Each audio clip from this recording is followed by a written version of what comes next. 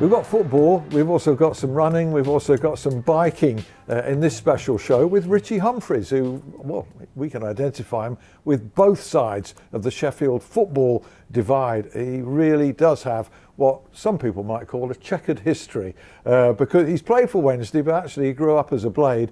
But there's a special reason why he's here, and that is a charity bike ride in honour of his late father. Funds being raised for St Luke's Hospice, among other charities. But Ritchie, it's great to see you, and it does. There you go. There's the St Luke's Sheffield Hospice, and that's what you'll be biking in. We'll tell people in a moment the special route that you're going to take. But it occurs to me, for starters, that we're in a nice era at the moment. I mean, both Sheffield clubs have had really exciting seasons. And it's also a time when supporters of both teams have come together to show that football's in perspective when it comes to, for instance, supporting the charity efforts on behalf of the family of Rio Spur, whose father obviously played for Sheffield Wednesday, Tommy Spur, and your cause is a great one as well. Just before we go into that, how do you play it when people talk? I mean, but for being released by the Blades, you would have been a United player, wouldn't you? Went on to play for Wednesday. What's that like? It's easier to talk about it, I think, now I've retired. And now I've kind of, with my son and with my dad until he passed away, kind of found our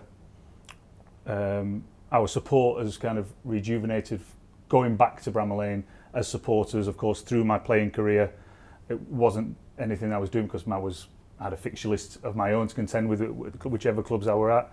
And so from being a youngster, going with my granddad and my dad, growing up in Healy, walking to and from Bramall Lane to the games, it then kind of changes when it becomes your job, I suppose. And obviously then getting released by Sheffield United, heartbroken at 12, 13 years old, but that's part of football, and I know that now from experience.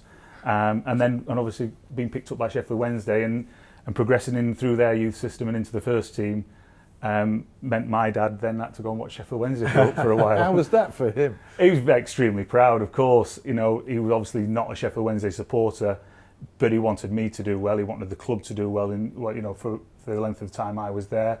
And like everybody in Sheffield, there's a great rivalry. His best friend was a Sheffield Wednesday fan. He's got obviously links on both sides, as through all the family really. And then obviously through my playing career, he followed me wherever I was, treks up to Hartlepool for 13 seasons, him and my mum. So, and then finishing at Chesterfield, which was good for him, didn't have to get in the car as much.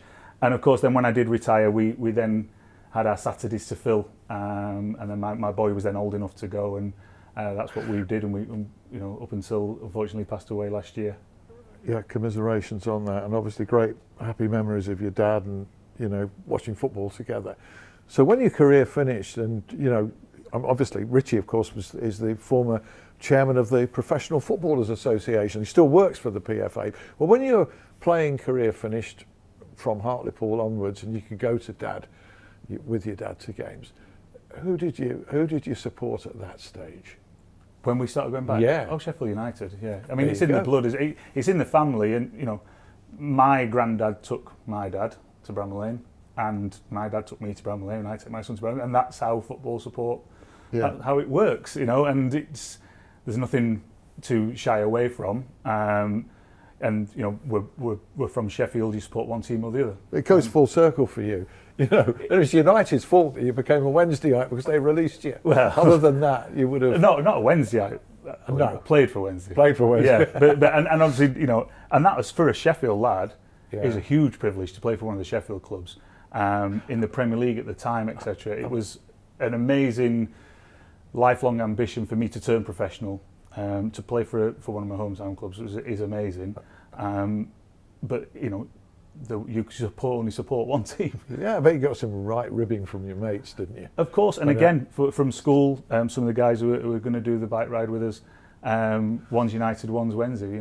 Well, let's talk about the bike ride. You're raising money for both Sheffield Children's Hospital and the Alzheimer's Society. That's in the past that Yeah. you've done that previously with a that was an Ironman triathlon that you did. Yeah. So he's a real champion fundraiser, and now we're going on to the effort for St Luke's, which is Big John's bike ride. Your father was John, for Sheffield St Luke's Hospice in memory of your dad who died last year.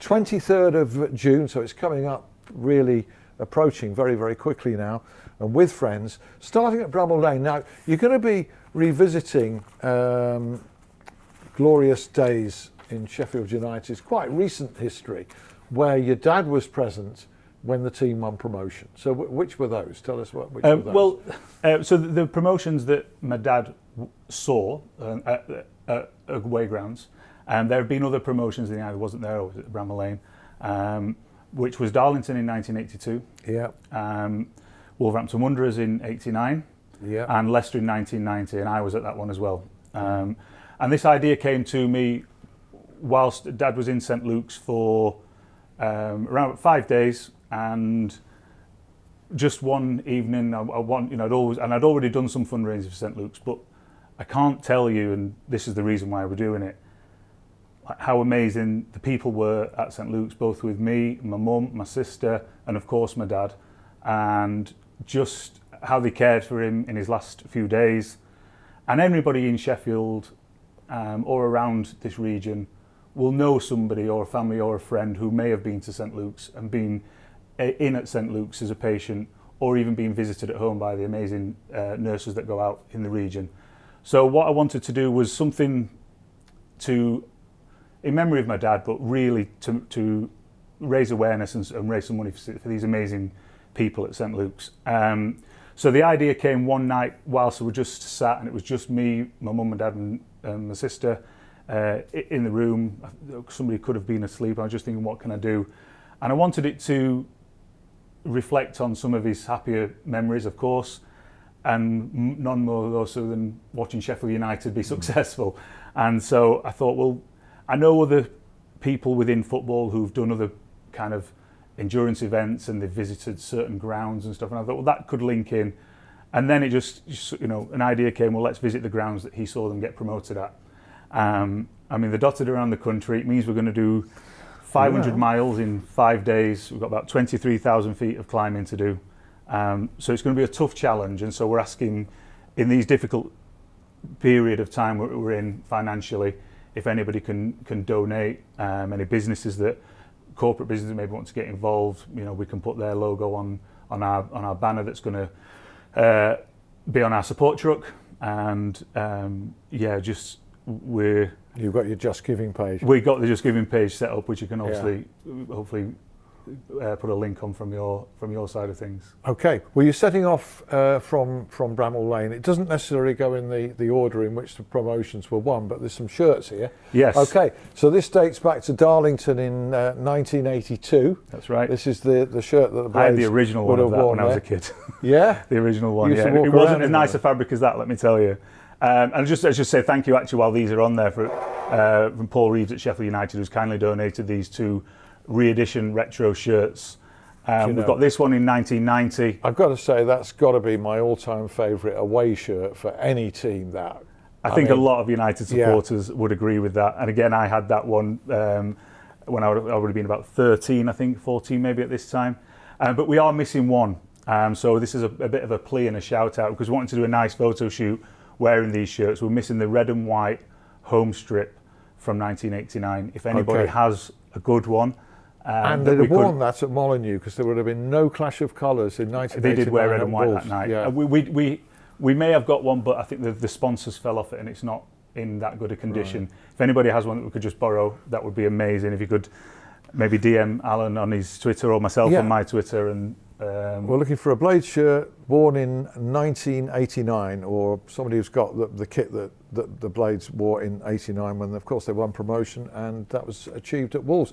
That is a night vision shirt, and I can imagine a great peripheral vision shirt. If you're playing in a team wearing that colour, you can see it almost behind your back in your peripheral vision. I've got to say, I thought that played a part in United? Well, they were very, very successful wearing that gear. So they were. Well, we'll go with your description. Yeah. Okay. Well, the journey itself is 500 miles. You've said there's a lot of climbing involved. So what's the route? Where does the route take you from Bramall Lane?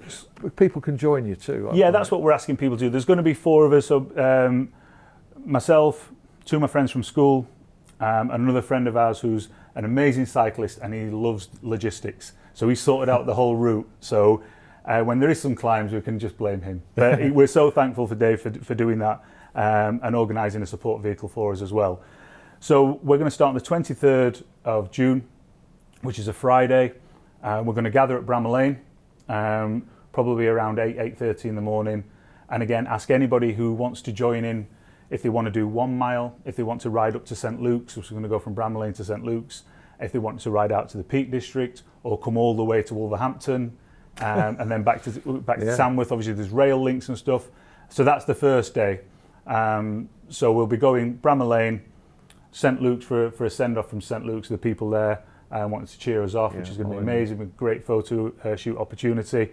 And then we'll head off out into the Peak District. And so we're going straight to Wolverhampton Wanderers, and then back to Tamworth, where we'll be staying. And day 2, we're going from Tamworth to Leicester.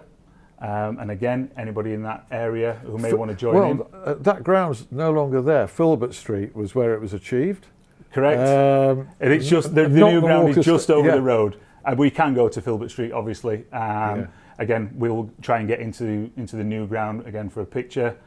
Following that, we'll be coming back to Sheffield. So if anybody wanted to do day 2, they could join us from Leicester and come up to Sheffield. And day 3 is the big slog up to the northeast. So we're going from Sheffield, we're going to Darlington, and again, Feetham's isn't there anymore. A ground I played at actually for Hartlepool in a local derby, so I've also got good memories of it. It's now Morrison's, I think, is and it? their housing estate. Has the cricket gone as well? Because there's a cricket pitch that's there right. as well. Well, there's famous picture, isn't there, of all the Sheffield United fans behind the goal and down the side. Yeah. Dad's in there somewhere on that famous picture, which is amazing. And so we obviously will go to Darlington Football Club as well. And then from that day doesn't finish, we're then going to do a few more miles and get across to Hartlepool. I've spent 13 seasons at Hartlepool. You were a record appearance maker at Hartlepool. Yeah, and so Dad has spent many a time at Victoria Park. So again, for obvious reasons, and that's still there. It is still there. Amazingly, there's a street named after me in Hartlepool, wow, which he was extremely proud of. I didn't know that. So it's really So it's a really proud thing for me and my family. And my dad was really chuffed with it, and obviously my time at Hartlepool, he was there. Can you park on it for free? It's a good question. We'll ask the council. Is it called Ritchie Street? It's called Ritchie Humphreys Drive. Yeah, and so we'll go there again. Because we used to take the kids near there. the ground? It's not far from the ground, yeah. Yeah. And we'll stay in Hartlepool that evening, and then the following day we're going Hartlepool to York, staying over again, and then the final bit on the Tuesday, York back to Sheffield or back to Bramall Lane and St Luke's. Oh, fantastic! Are you looking forward to it? I am. I mean, we've done a lot of training. We've just done. We just did a marathon in the Brecon Beacons last weekend, which was a run. What's that got to do with biking? Because it was leg training, it's leg strength and Alan. So it was something me and my friends wanted to do. James and Wayne that are doing the bike ride, we did it all together. Brilliant experience. It was a midnight marathon, so we set off at 5:30 in the evening, and obviously by 9 o'clock it was dark. So from mile 16 onwards, we had head torches on. Just a really, really amazing experience. So this week's a recovery week, but it's all about the bike from now on. Bike and promoting this fundraising. Yeah, wish you luck, and I hope you enjoy it as well. Thank you, Ritchie. Thanks very much indeed. Cheers. And do support Ritchie Humphreys with that Big John's bike ride. Cheers, Ritchie. Thank you.